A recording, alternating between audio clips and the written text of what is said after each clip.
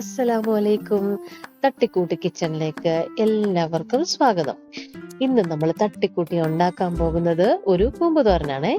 എന്നാൽ നമുക്ക് റെസിപ്പിയിലേക്ക് പോകാം.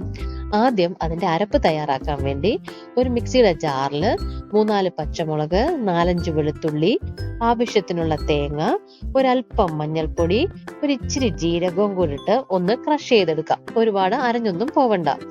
ഇവിടെ കൂമ്പ് തോരന് ഞാൻ എടുത്തത് വൻപയറാണേ. നമുക്ക് വേണമെങ്കിൽ ചെറുപയറും യൂസ് ചെയ്യാം. ഞാൻ ഓൾറെഡി വൻപയർ വേവിച്ച് വെച്ചിട്ടുണ്ടായിരുന്നു, കൂമ്പും അരിഞ്ഞു വെച്ചിട്ടുണ്ടായിരുന്നു.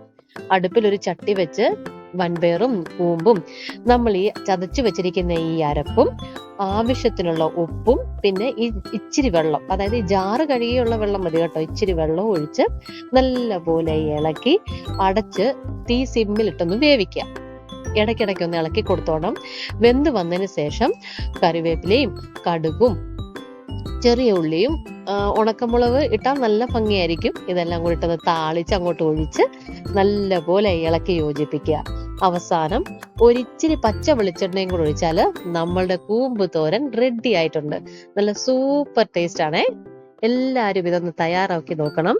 എന്നിട്ട് ഇതിന്റെ ഫീഡ്ബാക്ക് എനിക്ക് കമന്റിൽ അയക്കണേ.